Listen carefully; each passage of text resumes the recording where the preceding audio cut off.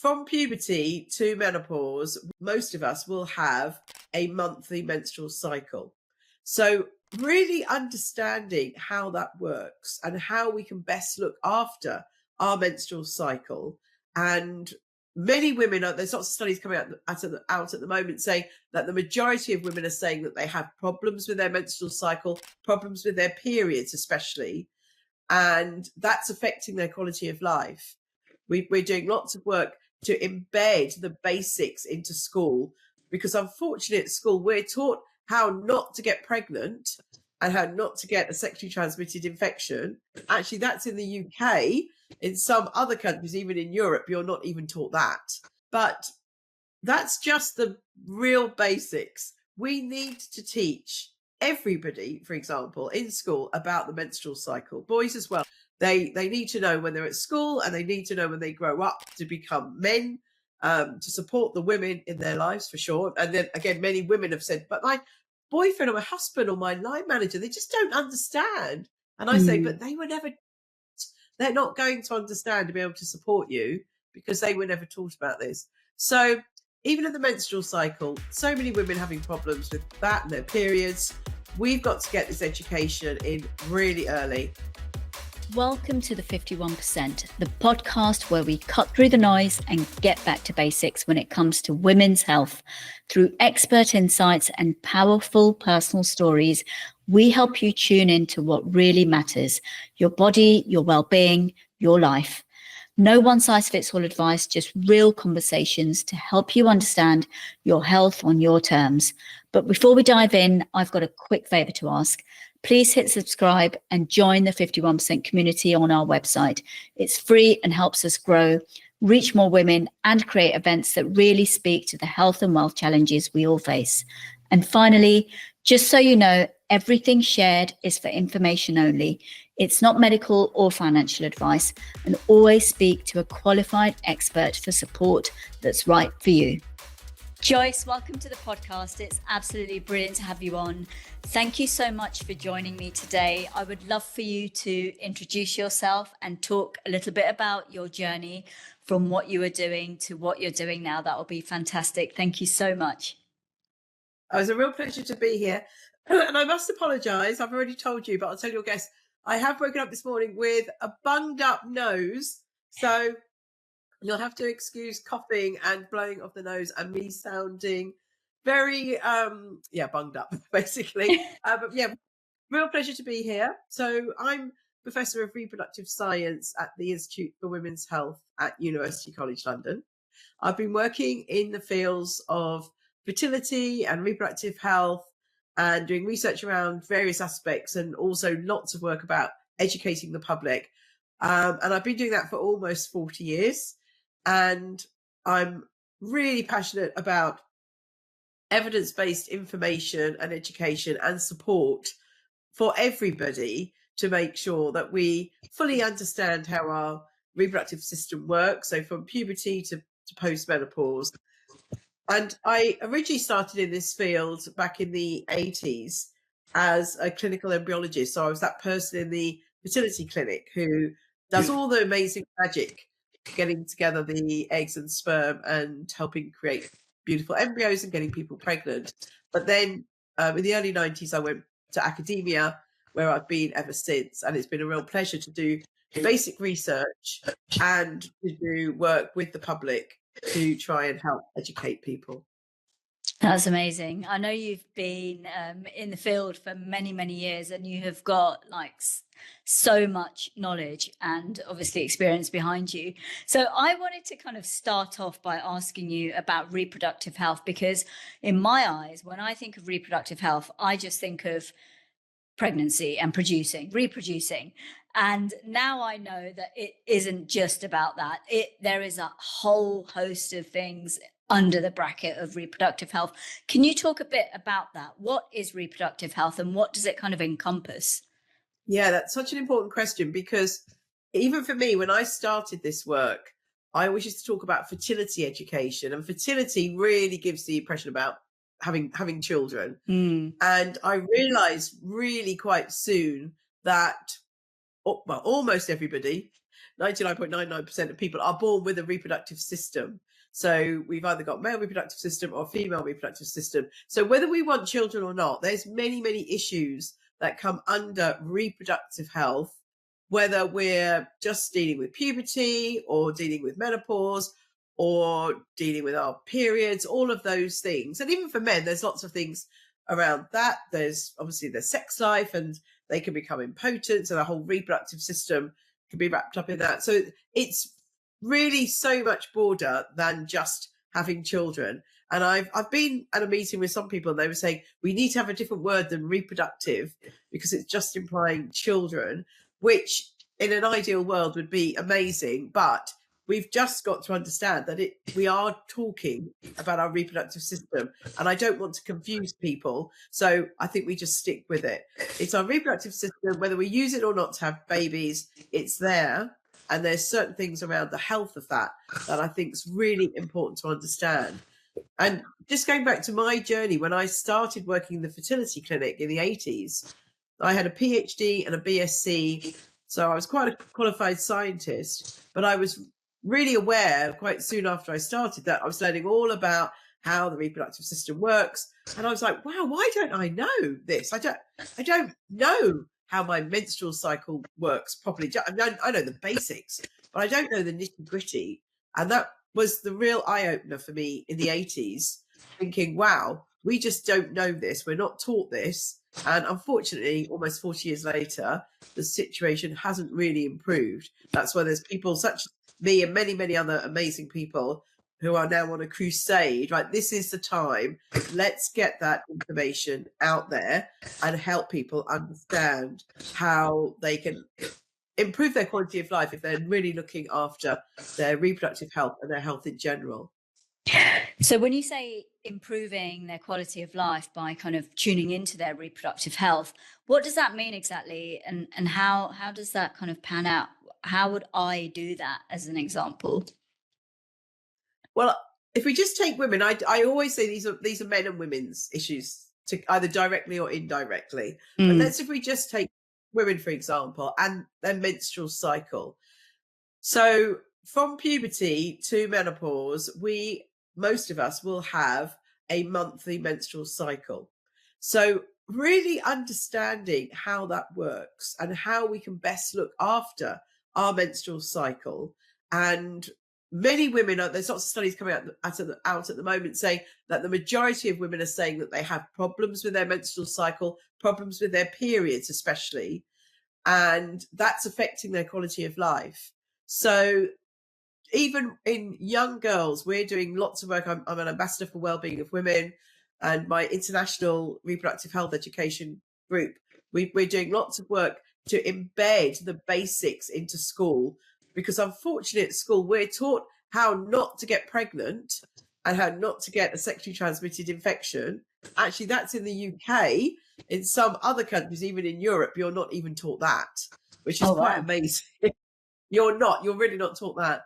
But that's just the real basics. We need to teach everybody, for example, in school about the menstrual cycle. Boys as well. I'm really passionate. Many girls I've spoken to about this have said the same. We want the boys to know. They need to know when they're at school, and they need to know when they grow up to become men, to support the women in their lives, for sure. And then again, many women have said, but my boyfriend or my husband or my line manager, they just don't understand. And I say, but they're not going to understand to be able to support you because they were never taught about this. So even in the menstrual cycle, so many women having problems with that and their periods. We've got to get this education in really early. And my work and many others is showing that at really best, women have 2 lessons about periods in their whole education in the UK. 2, if they're lucky. 1 at primary school and 1 at high school. And some miss that high school one for various reasons. That sometimes doesn't happen. Maybe they're ill or COVID knocked that on the head. All those sorts of things. I do not think 2 lessons is enough for everybody to understand the nuances of a menstrual cycle, what's normal, what can go wrong, what can be difficult, when you might want to get further help. So that's why even just taking that one example, it can really affect our quality of life. Yeah, absolutely. I think there's also things around, the taboo on talking about periods and menstrual cycle. It's kind of, sometimes it's seen as, oh, we don't talk about that. It's kind of dirty. It's blood. It's, we just kind of keep that on the side. And I guess it doesn't get talked about within families and also again in schools. And it's not something that, I know my teenagers, that my girls, they don't really talk about it amongst their friends. And obviously in school, when they need to go to change their pad or something, it's almost like hush hush, make sure no one knows, that kind of thing. Obviously we're open about it in the house, but it's still, if we can't change that kind of narrative in society, how do you think we're going to get that changed within the education system? Because it's kind of, it's still going to be a taboo thing, isn't it? You really are so right. Taboo is the word. And it's, again, unbelievable. We're in 2025 and we can't talk about bleeding, about menopause. We can't even say the word vulva. Vulva is an anatomical term for the external genitalia of a woman. And we can't use that word. People freak out when you use that word. So this year, my first podcast, I do mini series on my podcast. The first one I did was understanding your reproductive anatomy. And the very first podcast I did this year was with the brilliant Aziza Sese. And we talked about the vagina and the vulva and what the differences are. And it is still taboo. I was at an event a few years and there was an school education person there, and she said she goes into schools and nurseries and she talks about reproductive anatomy. She said, but I don't use the word vulva. And we all went crazy. Everyone in the audience went crazy. What are you talking about? Yeah. Oh, well, it's not really socially accepted. I mean, this is insane.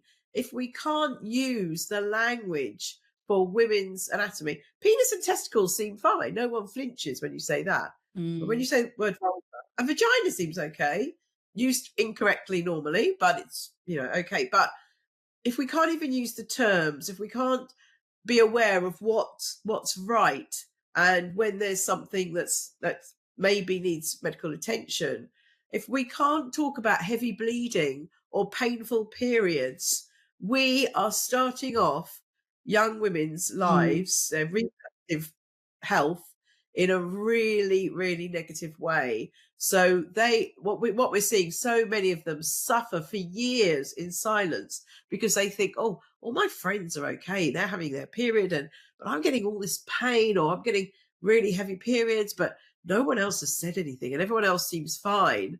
And when I go to the school nurse, this is really true. Many of the girls tell me the school nurse just gives me a glass of water and tells me to lie down. I'm like, seriously, Yeah. if you've got, if you've got endometriosis, having a glass of water and having a lie down is not going to help. If you're having a really heavy period, then maybe sometimes you need to spend 1 or 2 days at home to cope with that some months, and we're just not supporting women from the very beginning. So by the time we get to something like the menopause, oh my goodness me, it's another big taboo. Oh, well, Janice in the office is fine and she's gone through hers and I didn't notice anything, but I'm having all these symptoms, but I should just put up with it and not say anything. So we have got to get rid of this taboo about reproductive health. And for men, a really important thing for men is cancer. They can have penile cancer, testicular cancer. Again, they don't talk about it, and they don't talk about maybe there's something wrong with their sex lives. Again, they don't talk about it. So men are suffering in silence as well. So we've got to lay on the table. They're totally natural processes. Almost everyone born a female is going to have a period. Almost everybody has sex, but we just don't talk about it. And then we don't discuss it when something's not right. And we don't get help when we should do, which is really sad. Yeah, absolutely. I think, yeah, the more we talk, the more we do these kinds of podcasts, the more we can do outreach, the more the message gets spread, definitely. Now, I mean, women obviously go through the puberty and then they have this thing called the menopause, or in between from a certain age, depending on, your ethnicity sometimes and lots of other factors. You may go through perimenopause, maybe starting kind of late 30s, early 40s onwards. It kind of, it's a variable, really. It's not, there's no kind of definitive age. Now, with those changes that women go through, puberty and then perimenopause, menopause, do lifestyle factors like, what you're eating, whether you're, how you're moving and all these other things, your environment and whatever, have an effect on your menstrual cycle, as an example, and obviously your perimenopause symptoms and so on? The quick answer is yes, but let's dive a bit deeper into that. Yeah. So our whole reproductive health for males and females is absolutely linked very closely to our lifestyle. So I always talk about 5 pillars of lifestyle, which you mentioned: what we eat, so our nutrition, our exercise, our sleep. Sleep is so important, but also our mental health. We're all living in crazy worlds now where it's just, we're bombarded by information and data all the time. But then we've also got the 5th, which is friendships and community. And all 5 of those, including friendships and community, have been shown to help not just our reproductive health, but also by the time you get to my age, you worry about chronic health conditions like Alzheimer's and cancer and heart disease. And looking after your 5 pillars of your lifestyle are really important at reducing all of those. So it's the same information about our health or our reproductive health. It's exactly the same message. So it's very simple.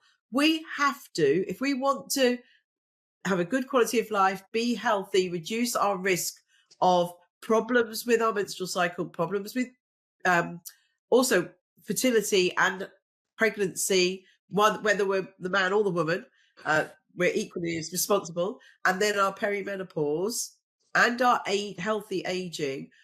It's in our hands of whether we look after those 5 pillars of well-being. And the sooner we look after those, the better our quality of life and our health will be. So I always say, for me, they're non-negotiable. I'm not feeling well today, but I've just done 90 minutes. I've done 2 classes at the leisure centre, even though I was not feeling the energy I normally feel. But I went and I felt okay. I haven't got a fever anyway. I've just got a cold. So I went and did it. I've eaten some homemade soup with homemade bread just now.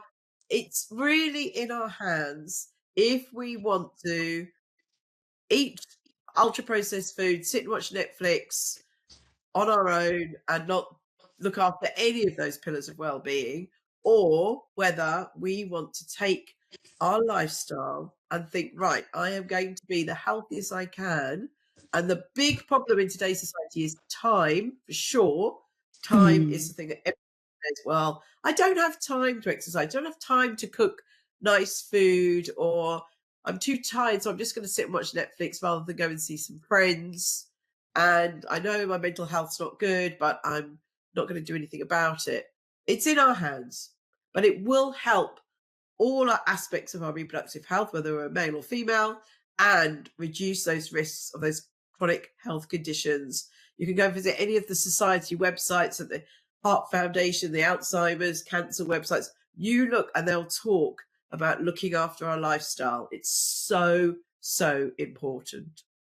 Yeah, absolutely. I think there's a few things with this, so a few problems here, because I feel like, it really is about going back to basics. Okay. You said the pillars, the 5 pillars, I think it was 5, it's about the basics of those 5 pillars. There doesn't have to be a grandiose plan to kind of, follow that. Sometimes you get caught up on social media or Google or wherever you get your information from. And then people get into a state of flux and think, oh my God, there's so much stuff. I don't know what to do. I don't know where to start. And then hence they don't start. And then the other aspect I feel like is, women are tired half the time because, they're running around probably working however many hours they work. Perhaps they have caring responsibilities, whether that's children or aging parents, or, and then they're, tired coming home, wanting to make meals, but they can't exercise. Oh, can't be bothered because I'm too tired. I just need to sleep. And of course, sleep is important. But how do you kind of overcome all that when you come back as let's take an average woman, perhaps, maybe not average, I don't know, but comes home from work at say 6 o'clock, absolutely knackered from work, now has to, deal with the children, cook a meal perhaps with her partner, without a partner, maybe they're single parent. How do you deal with all of that? And then look to the 5 pillars and think, right, now I need to focus on my 5 pillars. Well, we've got to look after them all day, but maybe at lunchtime. What did we do at lunchtime? Did we just still sit at our desk or sit somewhere, or did we go for a walk or go for a run? Or what are we doing at the weekends? And it's summer now, so the evenings are long in the UK. And those lovely evenings, I know people often don't believe this, but the more you exercise, the more energy you have. It's quite basic, really. And we are back to basics. None of this needs to be expensive. None of it needs to cost lots of money. Apparently, the data is that eating healthy food now is more expensive than eating junk food. But then you are going to have a serious effect on your health. So don't drink sodas and the other thing that lots of women don't want to hear, but when they get older, it really does kick in. Alcohol. Alcohol doesn't. You think it relaxes you. Oh, I'm going to have a glass of wine. I need to relax at the end of the day.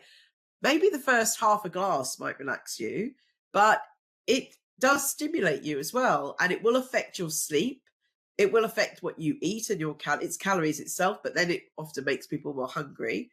If we're looking at women around perimenopause, it increases many of the symptoms, and it does have an effect on your brain, and it can increase anxiety and all of those stressful things that we're worried about. So things like alcohol, you may think they're doing you good, but they're not. So we've got to do what's right for us and fit it in. And I think just being outside in nature. So if you go for a walk, go and watch the sunset. How many people just go home and lock themselves in? Go out, go for a walk. If you're seeing some friends, go for a walk with them. There's so many excellent things to do that will really improve your health. And if it's someone who's not exercised, for example, then just starting and knocking away and doing maybe 1 or 2 classes, Saturday and Sunday morning, what are people doing? Are they sitting there scrolling on their phone? And then have a look. How long did I just scroll on my phone? Oh, an hour. An hour ago is really, I've done it. I think, I've just scrolled for an hour. You could have gone and done a fitness class. You could have gone swimming. You could have gone for a walk. You could have gone for a run. So it's so easy nowadays to spend too long on our phone, too long watching programs on TV, too long doing things that are empty. So it's about thinking about your life and reevaluating it. And lots of women start off with journaling. So they journal and say, right, what am I going to do today to look after my health? And they write some things down and get some ideas and build on that. So it's about taking it in small steps. If you feel that you're not achieving your 5 pillars being where they should be, just take it in small steps and slowly chip away. And then hopefully you'll start feeling more energized. I feel like I'm really lucky. I've always exercised my whole life since I was a toddler. And so I haven't stopped. So I don't know what it's like to not do any. But I have helped several friends who just chipped away. They just started doing maybe 1 Pilates class or a couple of walks a week. And then you start getting the bug. So I'm a cold water swimmer, and I know it's not everyone's thing, once women who love it, they get really like, oh my God, I just want to go again, again. And you want Yeah. more of that. And you don't want more of the unhealthy things because you start to feel so much better. You feel more energized, more Mm. healthy, and it's that knock-on effect. And I think it's never too early or never too late to start this. Do it when you're ready, when you're in the right mindset. And if we think about exercise, there is so many different types of exercise. Don't do what your friends are doing. Do what makes you happy. Mm. I mentioned Pilates. I hate Pilates. I do lots of I do exercise classes, but I hate Pilates. So guess what? I don't do Pilates. Some people love running. Some people hate running. Some people like swimming in a pool. Some people hate swimming in a pool. Do what works for you and what makes you happy. Even if it's just 10 minutes, whacking up some music and dancing around the kitchen. That's a great way. All those things free. Just put some music on, dance, have a sing, let your hair down. I guarantee anyone would feel better after doing that, even 10 minutes. Yeah. So if you haven't exercised in a while, do that today. After you've listened to this podcast, do that. Put some music on, dance around your house. Hopefully no one's watching, and just let your hair down and you will smile. You will definitely, definitely smile. Yeah. And you're right. It really, it's like so linked to kind of going back to basics and, not thinking about what everyone else is doing, what everyone on social media is doing or wherever, and just looking at yourself and your situation and going from there really. Because quite frankly, not everyone can get to the gym and go to, especially, maybe go to the gym 5, 6, 7 times a week and so on. But you have wherever you live, there are things you can do inside your house, maybe run up and down the stairs or dance, just like you said. And it's just basics like that, So So I was just going to say, there's so many things on YouTube now that are totally free. yeah. There's some brilliant yoga classes and fitness classes and 7-minute workouts. There's some great data. A 7-minute workout could be just as good as doing an hour run. So don't beat yourself up. Just have a look at what's around and just start chipping away. Yeah, no, absolutely. So I want to talk about alcohol because you mentioned that, and I feel the wrath of it when I have some now with my age, and I just kind of wondered that, okay, for me personally, alcohol doesn't really sit well anymore because I'm going through perimenopause and it completely messes with me, depending on how much I have and, that kind of thing. But I'm wondering, we talk about lifestyle and women going through all these different stages of their life, puberty and then perimenopause, menopause. As an example, if typically a lot of women, in their 20s, they're out on a night out, quite a few nights out at uni, wherever, having a hell of a lot of drinks, not all women, but quite a few do that. Does that have an effect on your future reproductive system in terms of your menstrual cycles and perimenopause and things like that? Can that have an effect if you're drinking excessively? Because women, from what I understand, the statistics on women, like they're drinking more and more. And, as a result, is it correlating to symptoms of, like your menstrual symptoms being a lot worse and perimenopause being a lot worse and so on? We are all individual for sure. And I've written many blogs around alcohol. And I've been quite lucky. I've never been a big drinker. For me, even when I was a teenager, I watched other people drink and they seem to just sort of be more and more outgoing.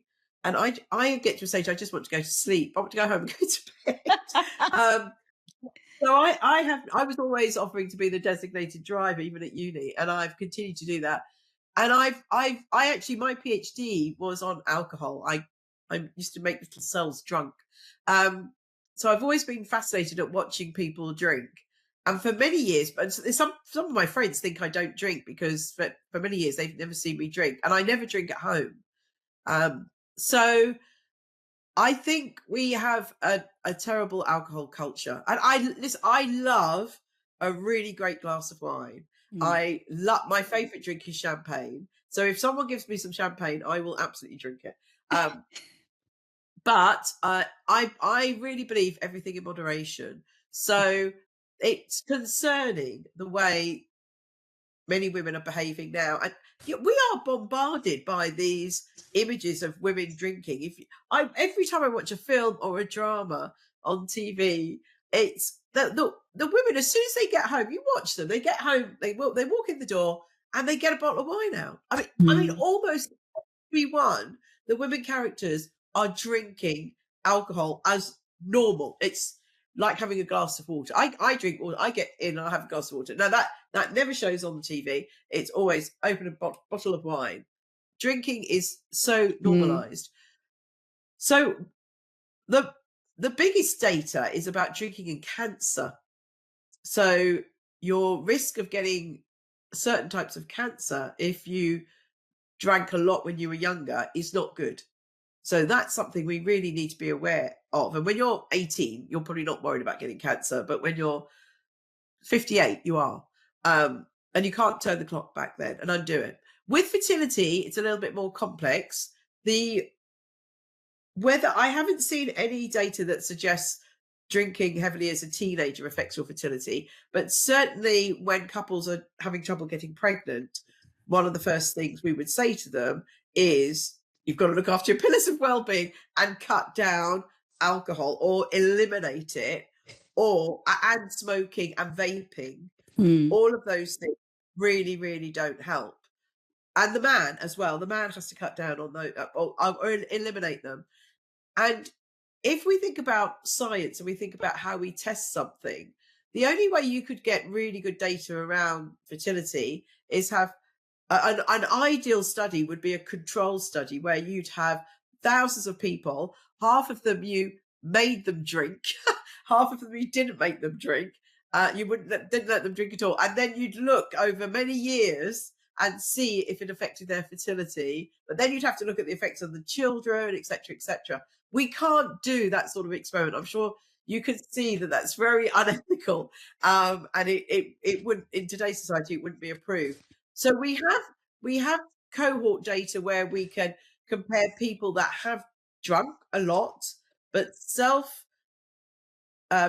identification of how much you drink is not very accurate. We know people normally say they drink less than they do, and it's very hard then to say, okay, these people drank excessively and those people drank moderately. So those sorts of studies are really hard, because also the people that drank heavily when they were younger, they probably had riskier lifestyles. They probably didn't eat so well. They had lots of other confounders. They maybe lived life a bit more dangerously. And those people that didn't drink much were probably much more sensible. So there's so many different variables that could affect that data.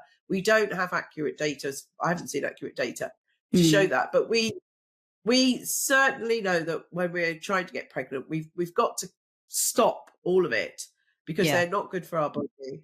And when we're pregnant, we must stay away from it. And we know about smoking and vaping. There's starting to be data now about vaping and fertility, which is not looking good, vaping. So our advice. So we have my international reproductive health group. We have designed a poster for young people for them what to think about when they're trying to get pregnant. And on there it does say, stop alcohol, stop vaping, stop smoking, stop recreational drugs. That healthy lifestyle's really got to kick in. So I think it's, as I said, it's never too late, never too early. Just think about what you're doing. But you mentioned about how you felt about alcohol now. So I've just interviewed 51 women over 50 for my next book and asked them all about their alcohol. So many of them have totally stopped. That it's been from, they literally can't drink a glass anymore. It makes them feel sick while they're drinking it, which never happened when they were younger, to some of them being able to drink it, but then the next day feeling horrendous. So that hangover is there are some women. So I I do not get affected by alcohol at all. I don't get a hangover, and it doesn't affect how I am now. So we're all very different about how Mm. we've responded to that. But we have got to listen to our body. And if it's not agreeing with us anymore, then stop. If Yeah. certain foods aren't agreeing with us anymore, stop. I mean, I've always been a little bit overweight, and I'm really aware that now at my age, the portions of food I can eat are tiny. If I don't want to get bigger, I've had to really cut down. So Mm. what's happening in the perimenopause and beyond is our bodies are really changing. And I think we need to embrace that, listen to our body, and think, right, what's not agreeing with me now? Some women change the exercise they do. Some women were runners and now are not runners anymore because their knees hurt and everything hurts. So we've got to change and work with our bodies, listen to our bodies, and at different times of our lives, if it's saying, don't do this, look, this is going to make you feel terrible, we just need to stop. So I've cut out sugar. I'm coming up to, in a couple of months, I'll be a year with no chocolate and cakes and biscuits and things. Wow. And it was my one addiction in my life. Yeah. I think I'm addicted to exercise. I can't go a few days without wanting to exercise, but it was my one unhealthy addiction.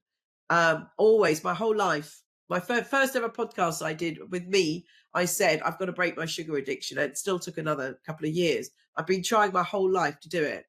It's really hard. It's everywhere you go, people are eating dessert and Yeah. offering you, in Easter, they offer you things all the no, I'm treating it like an alcohol addiction. So I've listened to my body, and it didn't make me feel terrible. I know the data. I know what processed sugar is doing Mm. to our body.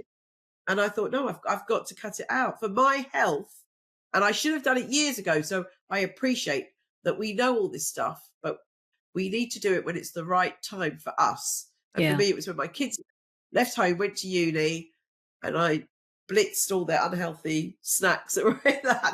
There weren't that many actually. I've only got one out of my three that eats unhealthy snacks, and he's the most sporty. But yeah, I felt more in control of what I was eating, and so I stopped.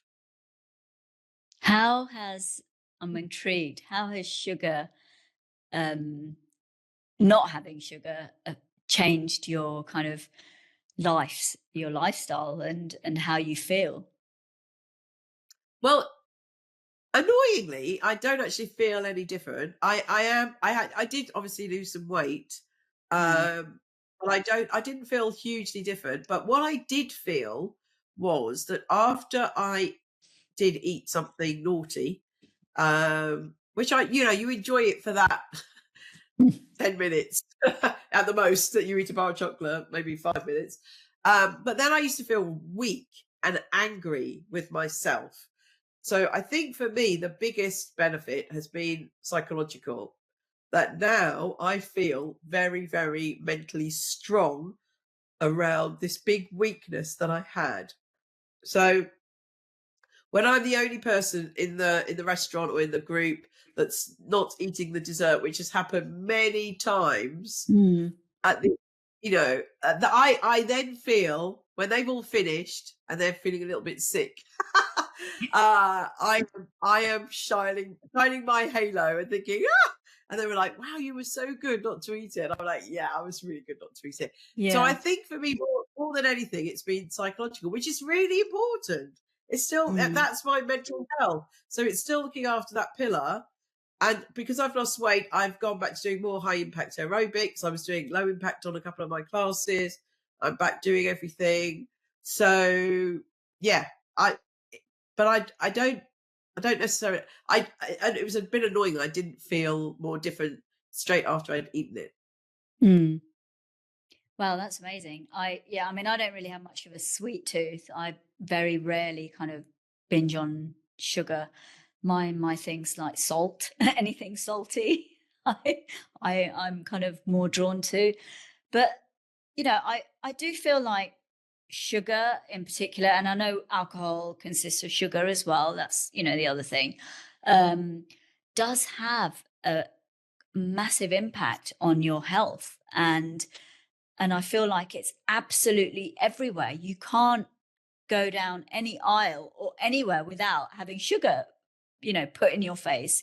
And now even, even in schools, like in the shops, like literally everywhere, it's almost everywhere. And so how are people supposed to kind of come off sugar or reduce their sugar intake when it's all around you? It's such a difficult thing to do.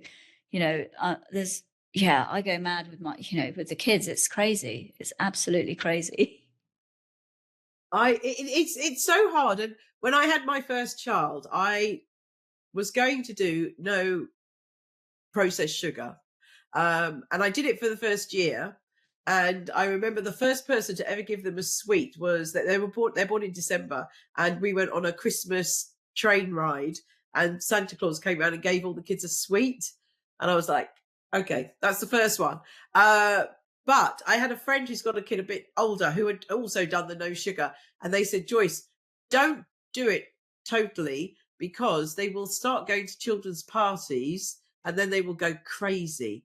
They will absolutely go psychotic because it's just all sugar. And they were totally right. So we used to start having a little bit, but I never gave them a dessert after a meal. I've got this taste in my sort of auto-tuned, I don't know, but when I eat it's almost gone now because it's almost been a year, but when I eat something savory, I then want something sweet, because we'd have our main course and we'd have dessert. So I've really tried, and my kids, they never had dessert, and I'm a really good cook at cooking desserts. So it was really frustrating, but I was really determined, and they don't crave a dessert. They don't want a dessert. But as you said, we are bombarded. It's just everywhere. And as I said, everywhere we go. So when I'm out, and then people always say, just have a treat, just have a treat. And it's quite interesting that when we do a celebration, there's a cakes, so someone leaves work, someone's birthday, anniversaries, parties, it's sweet things that we crave. That is conditioning. That is how we've conditioned our society. So we have to break it. And what I've loved over the last year, I've met so many other people who have done what I've done and who have just treated it like an alcohol addiction and have said, I'm just not doing any. And I do drink alcohol. I know alcohol's got sugar, but I had to draw the line somewhere. So my line was no chocolate, sweets, cakes, biscuits. And and I haven't eaten any of those at all. But this conditioning, and so many people saying to me, oh, you don't have to have none, just have this treat. Okay, if you do that, every day will be a treat. Every day there's some reason to, have this treat, have this treat. And then you're back to square one. And I knew about the health benefits of cutting down, eliminating, for me, sugar from my diet. I knew that. So it was non-negotiable for me. And I'd wait, as I said, I've waited way, way, way too long. So I would encourage anyone, if they think they've got a problem, I've got so many friends who are nutritionists, etc., and saying, oh, don't cut it out totally. No, seriously, if you've tried, as I did, just try cutting it out totally. It's so much easier just to say, I don't eat sugar anymore. Because if you say, I'll have that treat, every day will be another treat. Disaster. So it really worked for me. I always say, just give everything a try. See what works for you. We are all individuals. We're so different. See what works for you. Yeah, absolutely. That's my kind of mantra, really. Just, think about yourself and what you can do, and forget about everyone else up to a point. It's kind of, that's the only way. I think we're just, like I said, we're too caught up in what everyone else is doing, which is probably where people get stuck as well. I just want to kind of go back to the reproductive system in terms of menstrual cycles. Now, I know, a lot of symptoms that girls and women face when they have their menstrual cycle are kind of brushed aside and seen as normal. Oh, that's just normal. It's having a heavy period or having painful periods is just normal. And I actually thought PMS, stomach cramps, all these things were normal because I wasn't told that that's not normal. I mean, touch wood, I never had like seriously painful cramps or anything, but is it true that even slight cramps is not normal, or is that, what's normal and what's not normal, basically? Yeah, it's just a great question. And it's such a fine line to say, well, this is normal and that's not normal. And schools don't like doing it. They don't like saying this is normal and that's abnormal. Yeah. What I think is more useful to say, if you are having symptoms every month on your around your period, normally it's worse before the period actually comes. The period's normally a relief. Yeah. And it's to do with our hormones. The hormones just before our period are sort of a bit crazy. If if they are affecting your quality of life, so if they affecting your daily life? Are the cramps meaning that you can't go to school, can't go to work, can't exercise, can't go out with your friends? Is the bleeding so bad that you've literally got to stay at home because you have to change your period product every hour and it's just too embarrassing to go out?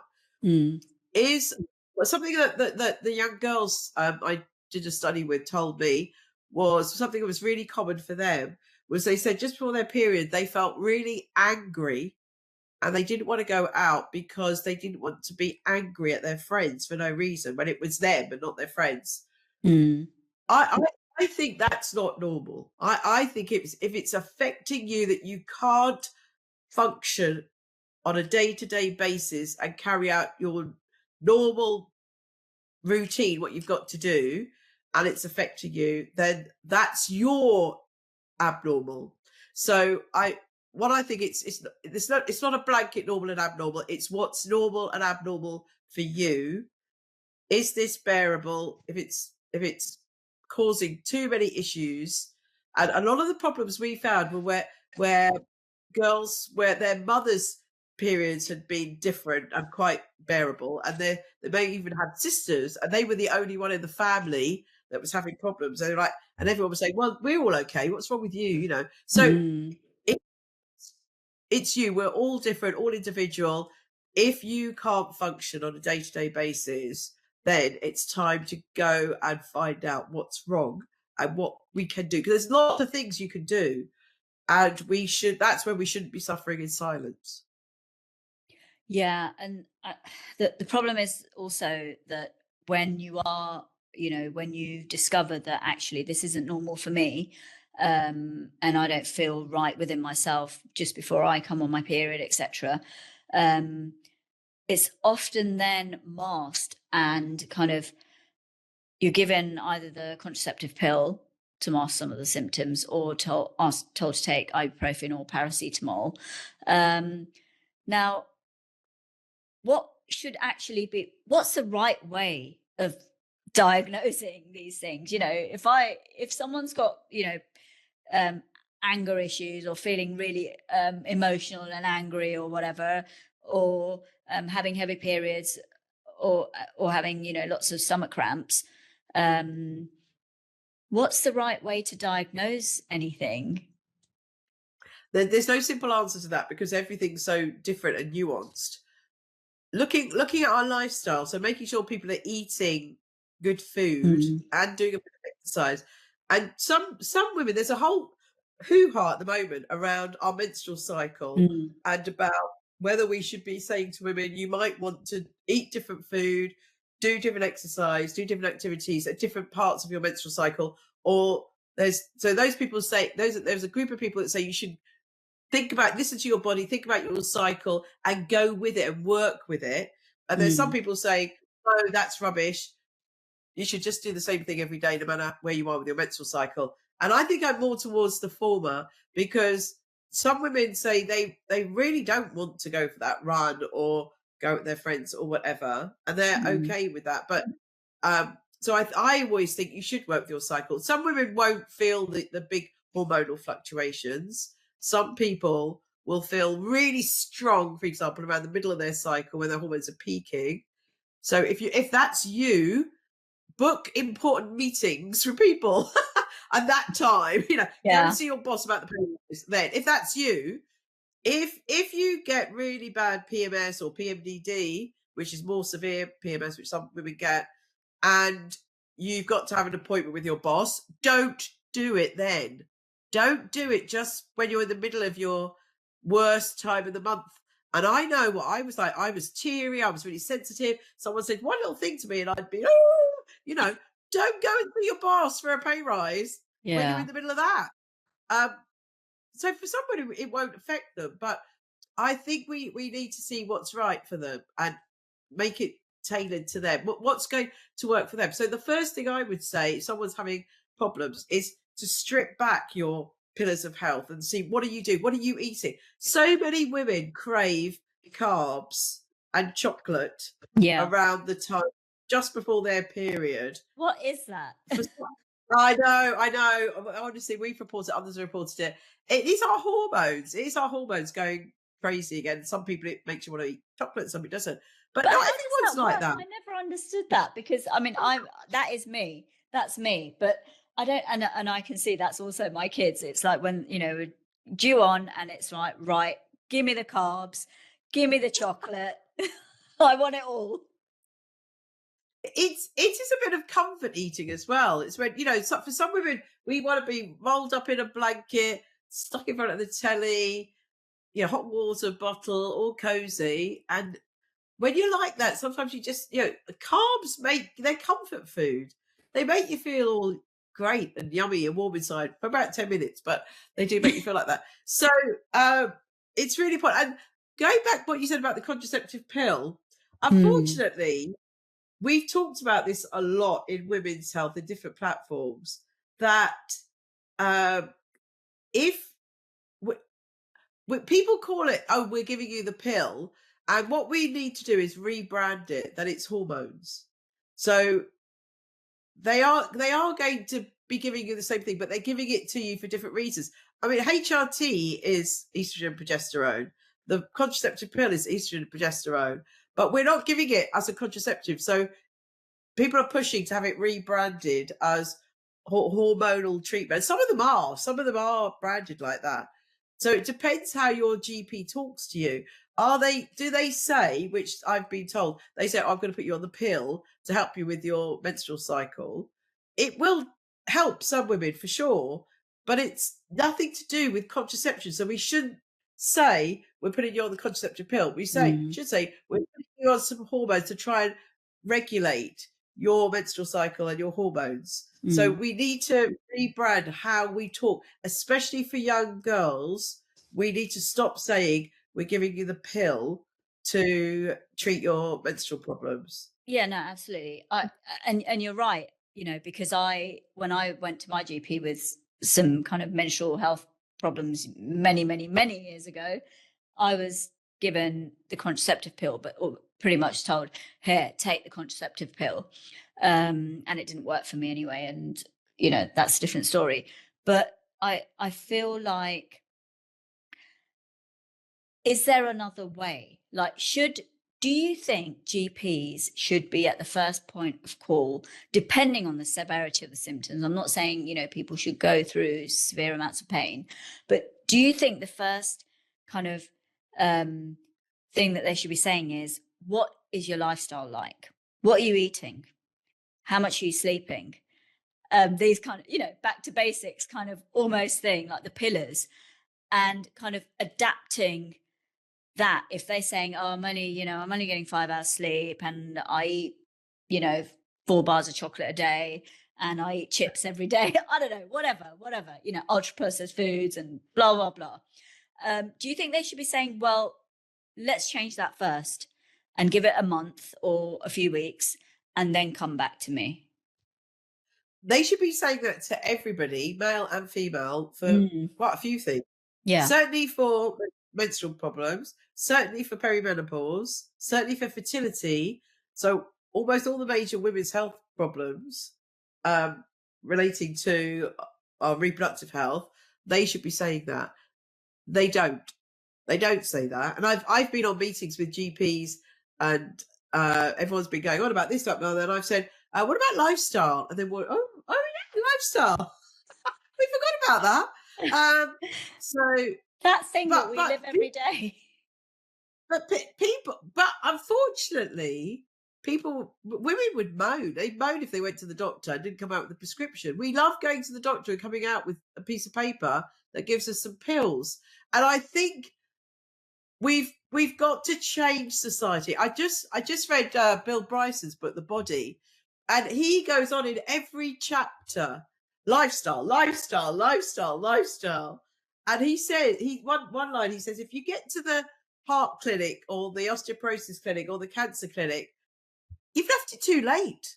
The biggest preventative medicine is way before that, 5, 10 years, 20 years before that. It's your lifestyle. So, and we're not saying all cancer and all of those things I mentioned are all due to lifestyle, but we have got gallons of data from huge clinical trials that show us it helps so many things, is the best preventative medicine. But what we're living in a society where we want everything yesterday. We want an easy fix. We want a pill. Can we take a pill that's going to help me feel better and I don't have to do any of that? And besides HRT falling into that category for many women, unfortunately, I was talking to some people the other day about statins, and they were saying, what's happening now is that people are going on statins. I'm thinking, I can eat rubbish food now because it's gonna sort out my cholesterol. It's gonna sort out my heart and everything. Okay, that's a disaster. And I have a feeling that with HRT, when a doctor's prescribing HRT for perimenopausal women, are they saying, right, I'm going to give you this, but the best thing you can do is sort out your 5 pillars of well-being? I'm not sure how many are doing that. So do we want a Band-Aid, or do we want to be really, really healthy? It's our choice. Yeah. It's just the effort required. And like you said, they want it now. And, the patience to get there isn't there. And, the Band-Aid is a quick solution. And you're right, ultimately, every time I've been to the GP, it's always a Band-Aid. I've never, I mean, it is, even for the kids or whatever, it's always a Band-Aid, paracetamol or this or that, or take this for 4 weeks and see how you get on. And, it's like, I don't really want to take that tablet for 4 weeks. I mean, I get serious problems and that kind of thing, but there's no discussion of lifestyle at all. And I think that's where we're going fundamentally wrong, back to basics. And I'm so glad you're writing a book on this, which is great as well. I am. What's your book about? So my book's about, it's been called various titles, and it won't till I've got the publisher in line. I'm sure it will change again. Yeah. But I've interviewed the 51 women, and I've asked them about everything. I've asked them loads of questions about their health, so about all their pillars of well-being. So the 5 first chapters are, well, actually there's one about their menopause and it's one about their life, but the part 1 is all about the 5 pillars and how a bit of the juicy bits that we've discussed already, but then how they're dealing with it. So how they felt. I didn't want people just listen to me nagging them about it. Hear from 51 women that will tell you how they've dealt with it. Not all of them have got it right. Yeah. I'm just doing a chapter on sleep. And some of them have said, we sleep. We worry about waking up. It's normal to wake up. It's fine to wake up in the middle of the night. Get back to sleep. Don't stress about it. We stress about all these things too much. So there's 5 chapters about health. There's 5 chapters about happiness. So about having quality time alone, enjoying nature, hobbies and creativity. Tonight, I'm hosting I do a monthly women's group I've done for 8 years in our town. And tonight we're just doing some pottery. I guarantee we will come out there with big smiles on our face. We're just going to have a couple of hours of fiddling around with some clay. Makes you feel amazing. Don't have to be good. It just makes you feel amazing. So, 5 chapters on, and there's a whole chapter on sex. I think sex is really important, and we mustn't forget that as we age. We might have to change.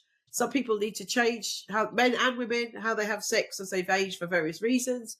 And so, I think those I think the happiness bit's really, really important. So I'm sharing about how they feel happy. But I've got a little story that's a new one because I was at the doctor. It's talking about the Band-Aid and the doctor.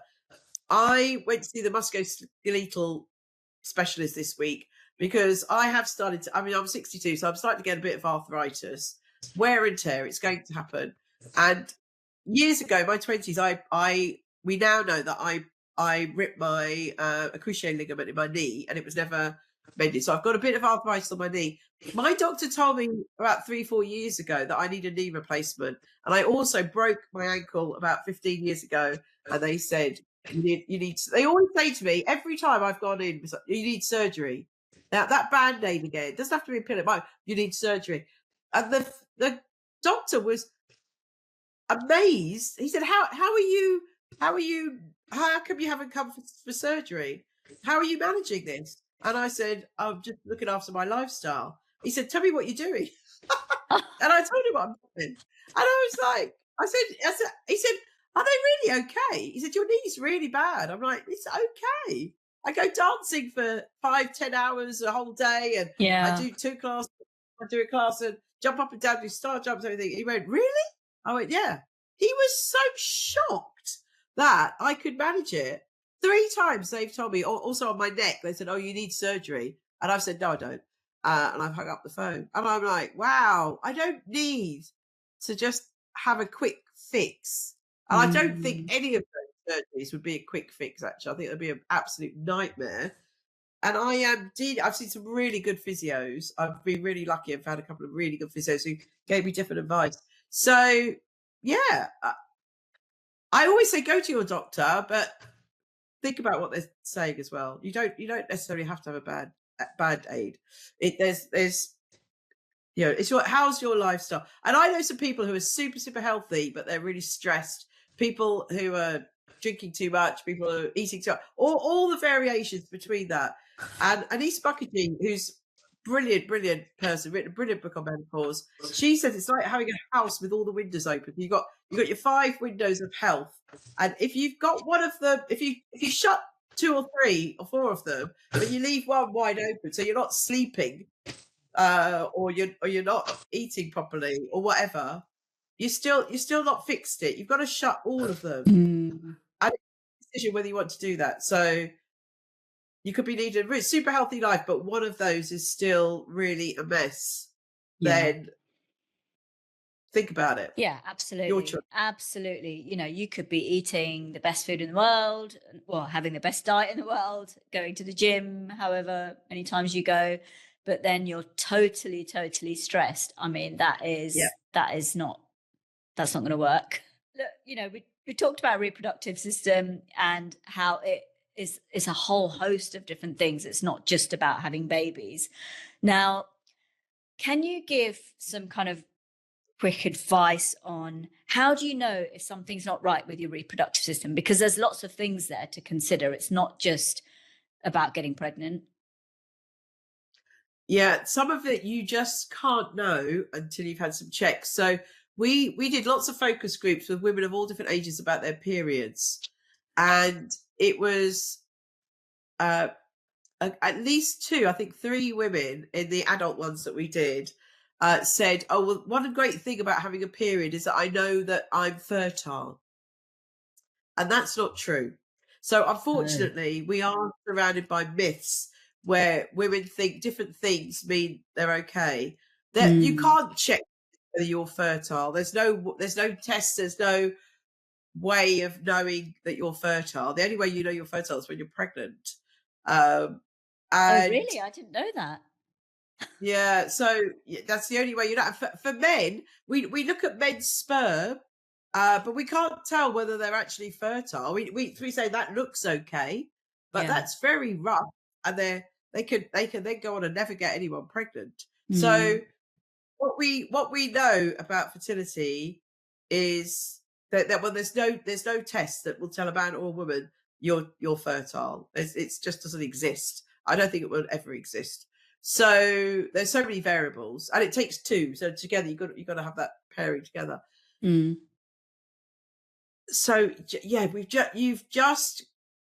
if you're trying to get pregnant, what we always recommend is knowing when you're at your peak fertility. So when you're ovulating, when that egg is being released from your ovary, which happens around about the middle of the month, but it's very, very rough, very rough.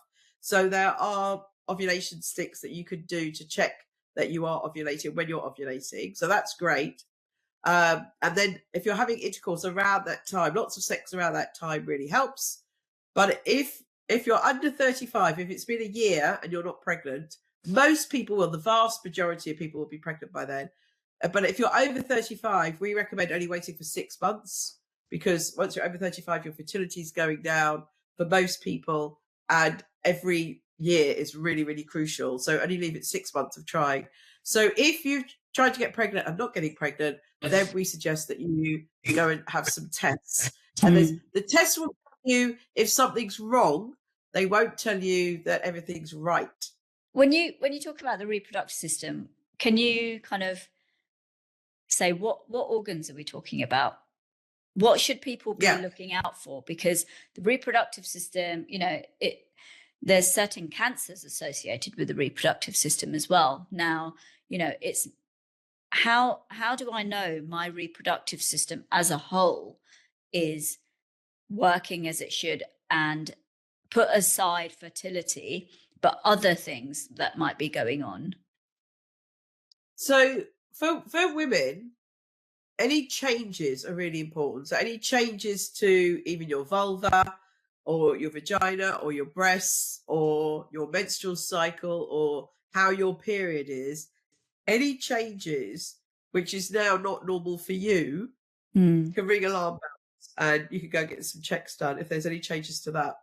But even standing back from that, even before that, if you're not having a regular cycle, and it's regular for you, so it can be 26 days, 33 days, or whatever.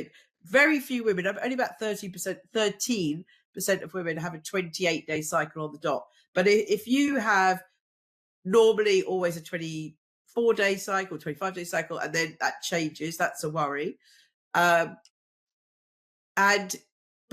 again, stepping back from that, if when you've gone through puberty, if your cycle is really irregular, so if it's 1 week, it's 1 month, it's 25 days, the next month it's 35 days, next month it's 28 days, that's an alarm bell. It should be a regular time between your periods. And if you don't have a period, is obviously an alarm bell.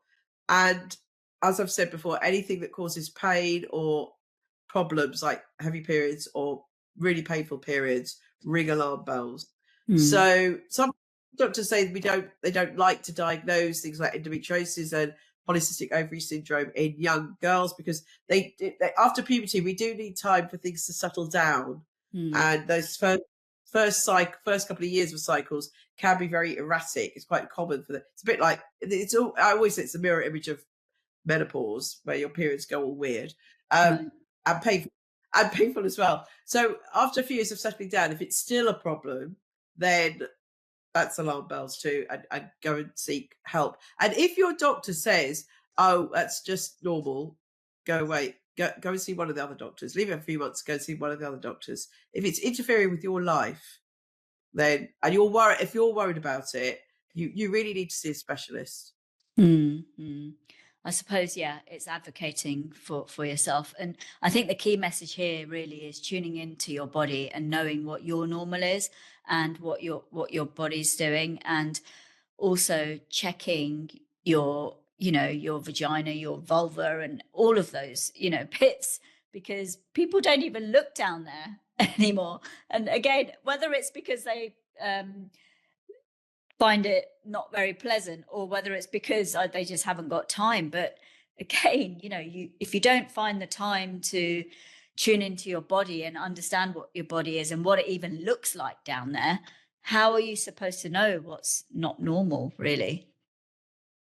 It's all fine. We've all got one or the other, or actually some people are a bit in between, but it's, as I said, almost everyone's got some sort of reproductive system. And we shouldn't make it taboo. We should embrace it and celebrate it, and not put it under the rug and put it away and think, oh, I mustn't talk about that, or I've got a lump or a bump. It always amazes me. They used to have that TV program where people people used to go on TV with problems with their genitals, and I never understood why they were worried about a lump or a bump or something being wrong. They'd go on national TV rather than go and see their doctor. Why would you do that? But it's amazing. It fascinated me, absolutely fascinated me. If you've got a problem, go and see your doctor. If you're worried, don't Mm, Google it, chat GPT or anything. Go and see your doctor. If you're not satisfied, go and see another one. If yeah. it's concerning you, keep going until you're satisfied with what they've said. Yeah. I know. I just kind of thought of another thing, really, because if you're not satisfied with the answer your GP is giving you, and you do go and see, hopefully there's more than one in the practice that you go to, and you do go and see another one, and they're still not satisfied, you can just write to the practice manager and say, I'm not satisfied with what's happening. Please sort it out or help, I guess. With the project we're doing with Wellbeing of Women started a project called Just a Period, and they have a great, very short survey that you fill in, and it can flag up, yeah, we think there's something wrong with your period here. Mm, And they will even on there, you can download a letter to your GP to say, right, this is what we think's could be, I'm having really heavy periods or really painful periods. And that they will produce the letter to send to your GP. So please, if anyone's got any concerns about their period and they're not sure, go onto Wellbeing of Women website and do the Just a Period questionnaire, and it will flag up if it thinks that you need to go see your doctor. yeah.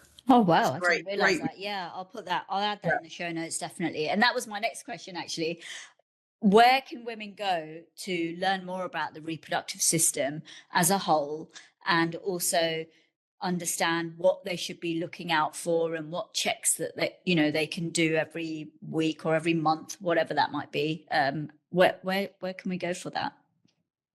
Yeah, we're doing a lot of work on this at the moment, so it's really important. Wellbeing of Women have lots of great resources. There's the Royal College of Obs and Gynae, the RCOG. They have a link there for the public, and there's lots of information leaflets and things that you can get there. Um, our website's it's a bit long and complicated, but you can put it in the show notes. It's the International Reproductive Health Education Collaboration, and we've got leaflets on endometriosis and PCOS. We've got a fertility poster. We've got the teacher's resource. Everyone can read the teacher's resource and download it for free. There's a few great places around menopause as well. The British Menopause Society has a few things. They have an arm called the Women's Health Initiative that has lots of the public-facing information leaflets. So I would always say go to the main societies. Be very careful about listening to people on social media who are selling something, like selling a Mm, supplement or a course or selling anything like that. They're selling something, it's a worry. So there's trust the societies, the learned societies are the ones that have the right information for sure. In the UK as well, we've also got the British Fertility Society. So there are lots of people who are working on making sure we've got proper evidence-based information out there. Okay, no, that's great. I'll add all of that into the show notes. Sorry, one thing just quickly popped up into my head that I really wanted to add. There's always going to be one more thing. But this, I think, is quite important. Something that I really want to get across, because I've been speaking to a lot of women that have been through an endometriosis journey in some form, and um, listening to them saying that it took 8, 9, 22 years, etc., to be diagnosed, I just think, really, can I just ask you, what is the issue with getting diagnosed with endometriosis? Why is it taking so long? And I know every woman is different, their body is different, and the symptoms and the way it presents itself will be different. Of course it will be. But why does it take so bloody long to diagnose endometriosis? What is going on? I think the first problem is that we don't talk about endometriosis in schools, so no one knows what it is. Right. If you don't know that pain is not normal, then you just put up with it. So we're doing work with that. Again, Wellbeing of Women. We're doing a lot of work with Endometriosis UK. So women don't know that pain is not normal, so that delays their diagnosis. They don't go and get it checked. I have met some schoolgirls who have been diagnosed with endometriosis. Actually, though, sometimes they're told they can never have children, which is totally incorrect. So please don't listen to that. Then when they go to their doctor, unfortunately, so it's a whole cascade of problems that can lead to this 8 years. Sometimes they go to their doctor and their doctor dismisses them. I've heard many, many women say, they told me to go away. So I went away, went back 2 years later. So I was in immense pain. And then anyway, sometimes they were sent away again. Sometimes they were then taken on board. And then up until now, the only really accurate way of diagnosing it was having some surgery. So doing a laparoscope and having a look in the abdomen. And so many of the women said that when they had that, the doctor said, "Oh my goodness, it's so bad. You must be in a lot of pain." Oh my goodness me. Yes, I've been saying it for you anyway. But they are developing other ways. So again, I've done a podcast on endometriosis with Ertan Saradogan, who's one of the world leaders, and they are getting better now. He talks about how we diagnose it, but they are getting better now at doing it with an ultrasound. I think ultrasound misses some of them at the moment, but if we could diagnose all of them with ultrasound, then it was quite funny because, well, not funny, but when I had my first cesarean, they said to me, "You've got really bad scarring in your abdomen. Have you had endometriosis?" I went, "No." So there are some women who the scarring and what we see doesn't necessarily correlate with the symptoms. So there are some women like me that should have had loads of pain and I didn't have any pain. And there's other women that it doesn't look that bad on when they look, but it's causing them lots of pain. So I think and obviously there's waiting lists and things like that for the surgery. So what I think is, if you think you've got it, we should just start treating it. I'm sure there's medical doctors out there who won't agree with me, but yeah. But so for some women, I've got some really close friends who were diagnosed years ago, decades ago, and they're still in immense pain. And so for some women, the scarring has now caused them pain, and it can be daily pain. It's not even related to their periods because it's now secondary. It's caused the scarring. And even when they're not having a period, they get pain because everything's mangled up, basically. So that's not nice, but it's true. So it's better to catch all these things earlier. And we've been running with Wellbeing of Women and Endometriosis UK. We've been running support groups for parents of children who are having difficult periods, so heavy periods or painful periods, to try and help support them. Because if that's your daughter going through that, that's really harsh. And again, checking that they're going to see their GP and getting the support. So it's complex, but there's no excuse. I've been absolutely non-negotiable that we teach endometriosis in schools. And the research we did a few years ago, we asked young people if they were taught about a whole list of reproductive health things. Endometriosis and PCOS came out 2%. 2% of the teenagers who filled in our survey said they'd learned about endometriosis and PCOS at school, which is unacceptable. So we are working now to provide resources that the teachers can use to make sure that they tell girls about that. Yeah, no, absolutely. I think that education should start, I think, with a lot of things. It needs to start in school. And that's kind of revamping the education system a little bit, but that's a whole different topic area.